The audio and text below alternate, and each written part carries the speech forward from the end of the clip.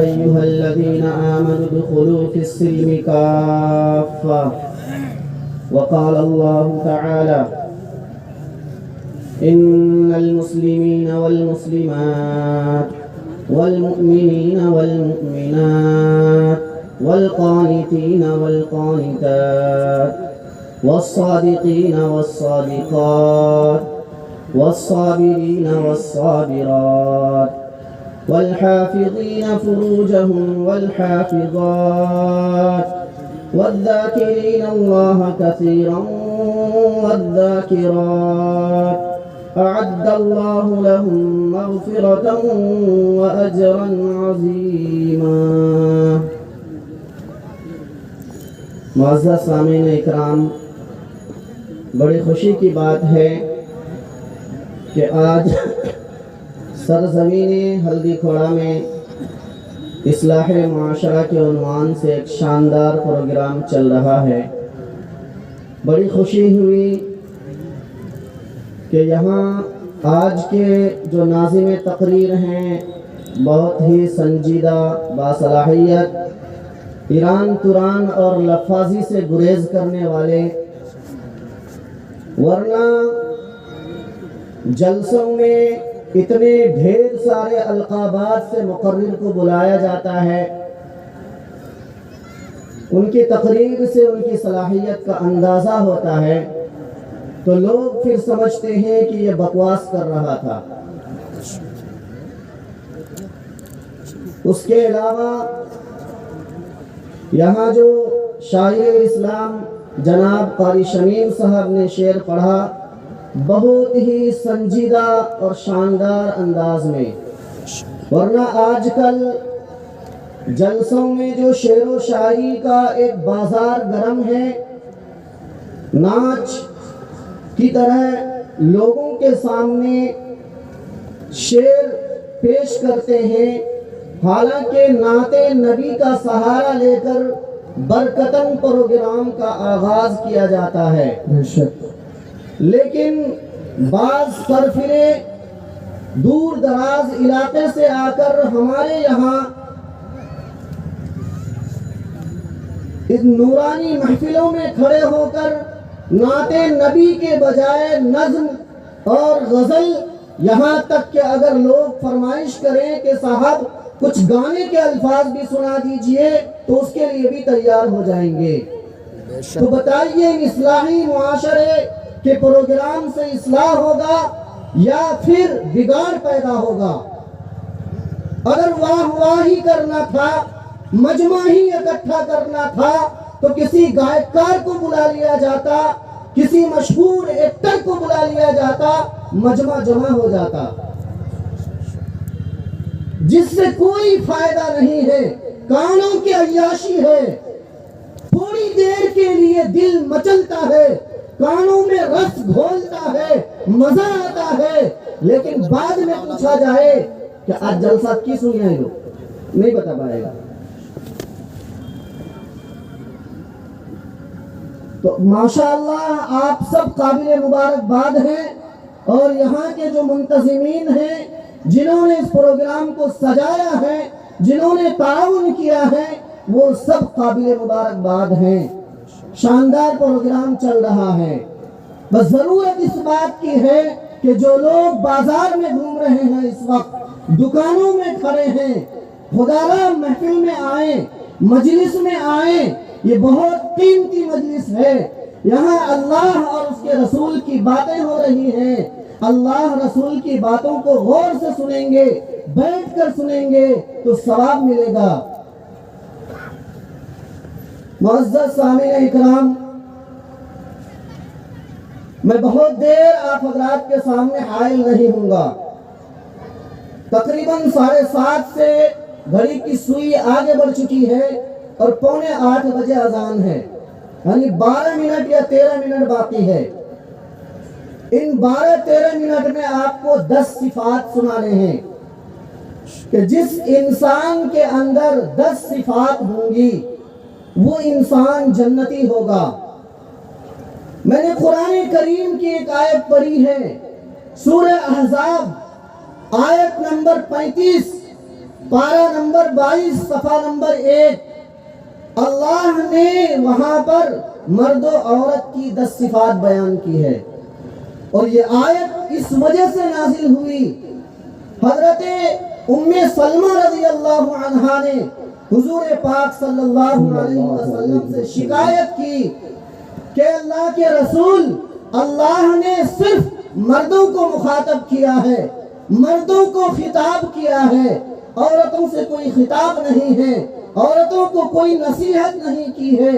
اس پر اللہ نے یہ 10 صفات بیان کی اور عورتوں کی دلجوئی بظاہر کی ہے، ورنہ یہ آیت اس آیت کی تفسیر ہے جس کو میں نے ابھی تلاوت کی ہے، یا ایھا الذین آمنوا ادخلوا فی السلم کافہ، کہ اے ایمان والو مکمل طور پر اسلام میں داخل ہو جاؤ، ایمان میں داخل ہو جاؤ۔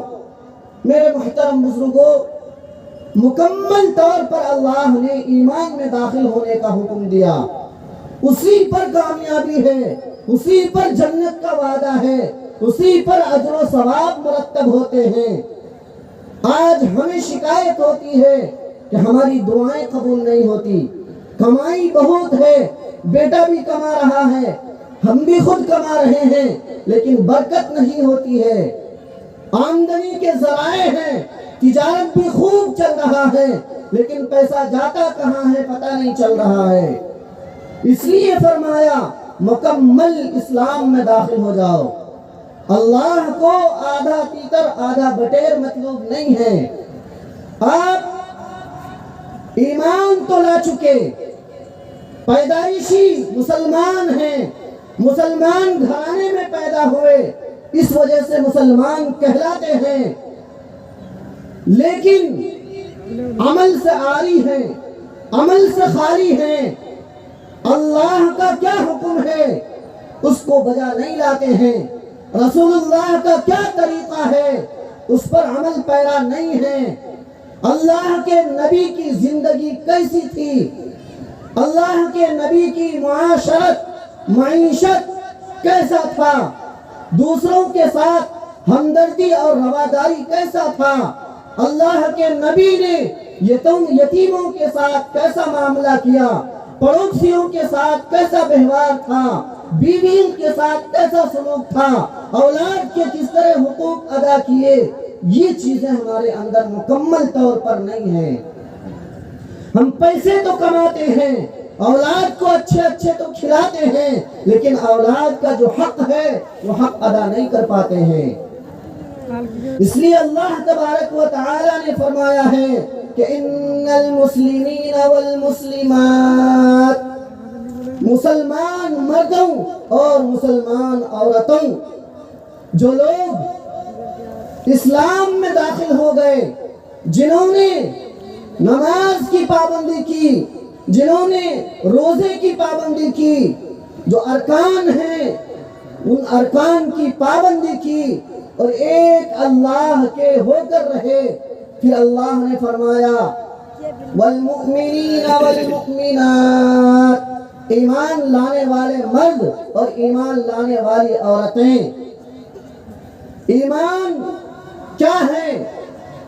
ہم پیدائشی مسلمان ہیں، مسلمانوں کے گھروں میں پیدا ہوئے، ہم مسلمان کہلانے لگے، لیکن مسلمانوں کی جو صفات ہیں کیا وہ صفات ہمارے اندر ہیں؟ ایمان جو ہے وہ تقاضا کرتا ہے کہ ہر چیز کو اللہ کی طرف پھیرو، کوئی نیکی ہو تو اللہ کی مشیت سے، اللہ کی توفیق سے کرنے کا موقع ملا، کوئی مصیبت آئے تو اللہ کی مرضی سے ہوا۔ یہ یقین اور یہ ایمان ہونا چاہیے، اور یہ ایمان بھی ہونا چاہیے کہ اللہ جو چاہتا ہے وہ کرتا ہے، اللہ ہی بادشاہ ہے، اللہ ہی حاکم ہے، وہ ایسا بادشاہ ہے جو بادشاہوں کا بادشاہ ہے، جو حاکموں کا حاکم ہے، جو آقاؤں کا آقا ہے، جو تمام سرداروں کا سردار ہے، ازل سے ابد تک اس کا سکہ جاری ہے اور رہے گا۔ اس کی اجازت کے بغیر درخت کا کوئی پتا تک نہیں ہل سکتا، اس کی اجازت کے بغیر ہوا نہیں چل سکتی، اس کی اجازت کے بغیر چھری نہیں کاٹ سکتی، اس کی اجازت کے بغیر آگ نہیں جلا سکتی، اس کی اجازت کے بغیر پانی نہیں بہا سکتی۔ یہ یقین ہونا چاہیے۔ یہی ہے ایمان کہ ایک اللہ سے ہوتا ہے، کسی سے نہیں ہوتا۔ ابھی تشکیل ہو جائے اللہ کے راستے میں نکلنے کی تو مجبوریاں بتاتے ہیں، دکان بند رہے گی، نقصان ہو جائے گا، مکئی لگائے ہیں بگڑ جائے گا، کاروبار پھیلا ہوا ہے گھاٹا ہو جائے گا۔ یقین نہیں ہے کہ دکان کھولیں گے تو پیسہ آئے گا۔ بہت سارے ایسے ہیں جو دکان کھول کر صبح سے شام تک بیٹھے ہوئے رہتے ہیں، کوئی گراہک نہیں آتا۔ تو اللہ چاہتا ہے تو گراہک کو بھیجتا ہے، اللہ چاہتا ہے تو آپ کا کاروبار چلتا ہے، اللہ نہ چاہے تو آپ کا کاروبار نہیں چلے گا۔ کیا وجہ ہے کہ وہی صحابہ اکرام اذان ہوتی تھی، دکان کی شٹر گر جاتی تھی، دکان بند ہو جاتی تھی، لوگ انتظار کرتے تھے، لوگ قطار لگا کر کھڑے رہتے تھے کہ دکاندار آئیں گے تو سامان لیں گے۔ آج ہمیں فکر ہوتی ہے کہ دکان بند کر دیے تو گراہک واپس چلے جائیں گے۔ وجہ یہ ہے کہ ہمارے اندر ایمانداری نہیں ہے، ہم بےایمانی پر تلے ہوئے ہیں، مال امانت داری کے ساتھ نہیں بیچتے،